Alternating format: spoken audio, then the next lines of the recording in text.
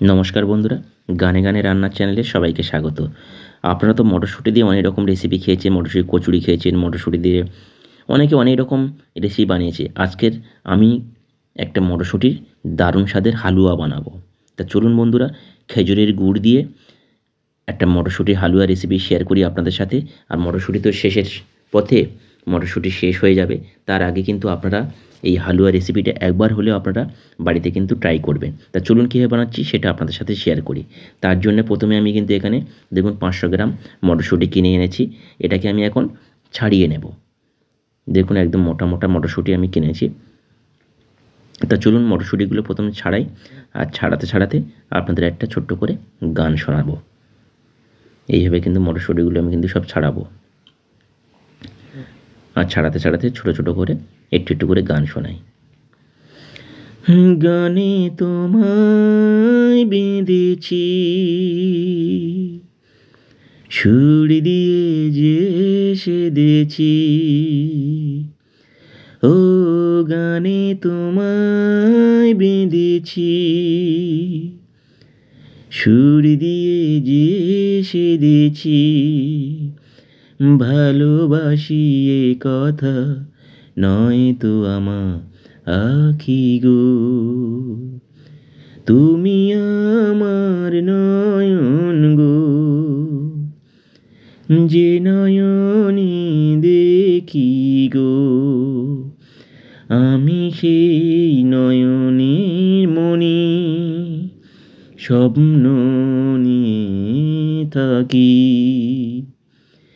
নয়ন গো মনি, নয়ন মনি, তুমি আমার জীবন গো, যে জীবনে বাঁচি গো, আমি সেই জীবনের হৃদয় তোমায় মায়ায় আছি, নয়ন মনি, নয়ন মনি, তুমি আমার নয়ন গো, যে নয়নে দেখি গো, আমি সেই নয়নের মনি। থ্যাংক ইউ বন্ধুরা, থ্যাংক ইউ। আর দেখুন গানটা গাইতে গাইতে আমার কিন্তু মটরশুঁটিগুলো অলরেডি ছাড়ানো হয়ে গেছে। দেখুন এইভাবে মটরশুঁটিগুলো ছাড়িয়ে নিলাম। আর এটা এখন আমি প্রথমে গরম জলে ভালো করে সিদ্ধ করে নেব। তা চলুন এটা প্রথম স্টেপে যাই। প্রথমে আমি একটা কড়াই নিলাম, কড়াইতে আমি দিয়ে দিলাম জল পরিমাণ মতন। জল দেওয়ার পরে এই জলের মধ্যে আমি নুন দিয়ে দেব, বেশ কিছুটা নুন দিলাম, তাহলে নুনটাও হয়ে যাবে মটরশুঁটির মধ্যে। পরে যদি নুন দেওয়ার প্রয়োজন অল্প করে নুন দিতে পারেন। তো এইভাবে নুন দিয়ে আমি মটরশুঁটিটা ভালো করে আমি সিদ্ধ করে নেব। আপনারা যদি বেশি পরিমাণে বানাতে চান তাহলে বেশি পরিমাণেই নেবেন, আর যদি কম করে বানাতে চান কম পরিমাণে। আমি 500 গ্রাম মটরশুঁটি ছাড়িয়ে এইটুকু হয়েছে, আমি এইটুকু দিয়ে আমি আপনাদের সাথে শেয়ার করছি। আর দেখুন অলরেডি মটরশুঁটি সিদ্ধ হয়ে গেছে।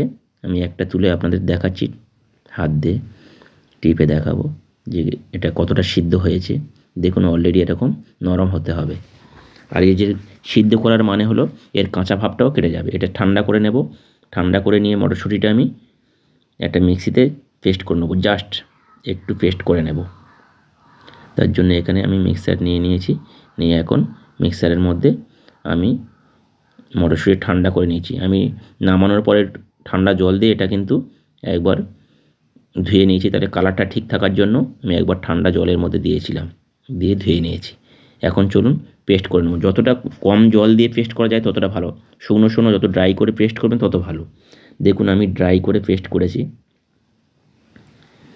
একটু মিক্স করার সময় সমস্যা হয় ড্রাই করে পেস্ট করার সময়, দেখুন তাও আমি এরকমভাবে করেছি। একটু দানা দানা ভাব থাকবে, একদম মিহি করবেন না, একটু দানা দানা ভাব থাকবে, জাস্ট দুবার চালিয়ে নেবেন। তো এইভাবে নিয়েছি। তো চলুন পরের স্টেপে যাই। প্রথমে একটা কড়াই বসিয়ে দিয়ে তার মধ্যে দেব পরিমাণ মতন ঘি, 2-3 চামচ আপনারা ঘি দেবেন। তো আমি ঘিটা দিলাম। ঘিটা দেওয়ার পরে ঘিটা গরম হলে আমি এখানে দিয়ে দেব কিছু কাজু, কিশমিশ, পেস্তা আমি এখানে কুচিয়ে রেখেছি। দেখুন এইভাবে কাজু, কিশমিশ, পেস্তাকে কুচিয়ে রেখেছি, সেটা আমি এই ঘির মধ্যে দিলাম। দিয়ে জাস্ট একটু ভাজা ভাজা করে নেব, কাঁচা গন্ধটা যাতে চলে যায়। দেখুন এইভাবে আমি কিন্তু জাস্ট একটু নাড়াচাড়া করে নেব। কাজু, কিশমিশ, আপনারা যদি আরও ড্রাই ফ্রুট চান দিতে পারেন। আমার কাছে 3 রকম ছিল, আমি 3 রকমই দিয়েছি। দিয়ে এর মধ্যে একটা দিলাম তেজপাতা, দিলাম যাতে ভালো একটা গন্ধ ছাড়ে। যে কোনো পায়েস বা হালুয়াতে তেজপাতা দেওয়া যায়, আপনারা দিয়ে দেবেন। এখন এর সাথে অ্যাড করব পেস্ট করে রাখা মটরশুঁটিটা। দেখুন পেস্ট করে রাখা মটরশুঁটিটা আমি এখন এর মধ্যে অ্যাড করে দিচ্ছি। সবসময় আপনারা একটু ড্রাই করে এটা পেস্ট করবেন। এইভাবে আমি নিয়ে নিলাম। দিয়ে এটা আমি এখন ভালো করে এইভাবে নাড়তে থাকবো, যাতে এর কাঁচা গন্ধটা একদম যাতে না থাকে। সেইভাবে এরকম আপনাদের নাড়তে হবে। লো টু মিডিয়াম আছে, বেশি আঁচ দেওয়া যাবে না, তাহলে পুড়ে যাবে এটা। লো টু মিডিয়ামে আপনারা এইভাবে নাড়তে থাকবেন। দেখুন এইভাবে নাড়তে থাকবেন। যখন ড্রাই হয়ে যাবে, কাঁচা গন্ধ ভাবটা চলে যাবে, তখন কিন্তু আমি এর মধ্যে অ্যাড করে দেব পরিমাণ মতন লিকুইড। আমি দুধটা আগে দিয়ে জাল করে রেখেছিলাম, আমি জাল করে রেখে ঠান্ডা করে নিয়েছি দুধটা। তো সেই দুধটা আমি এখন দিয়ে দিলাম।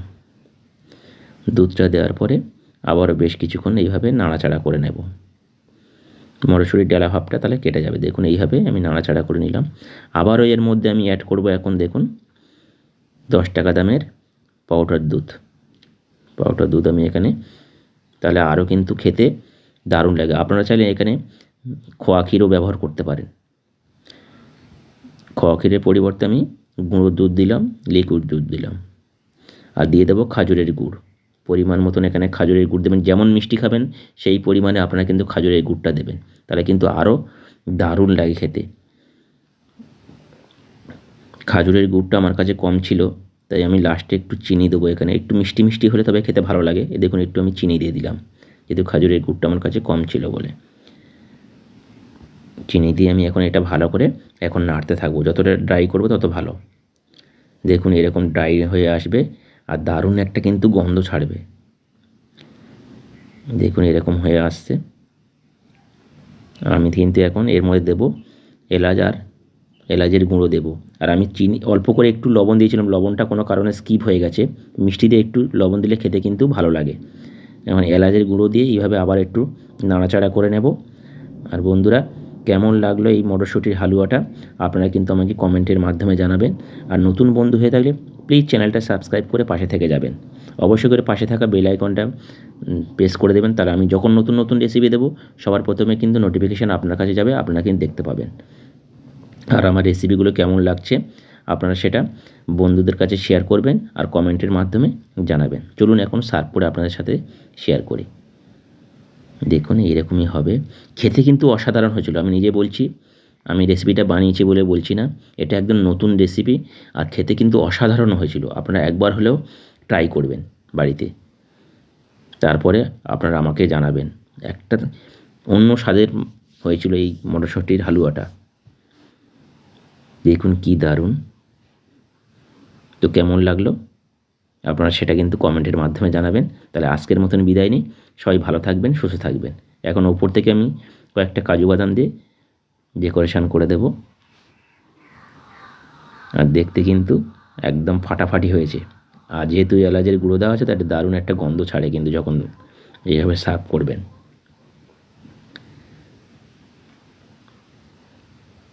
আমি এখন কিন্তু ওপর থেকে কয়েকটা কাজু বাদাম দিয়ে সাজিয়ে দেব। দেখুন কয়েকটা কাজু বাদাম দিচ্ছি, এইভাবে দেখতে আরও ভালো লাগবে। আপনারা কিন্তু বাড়িতে একবার হলেও ট্রাই করবেন বন্ধুরা। তাহলে আজকের মতন বিদায় নিই।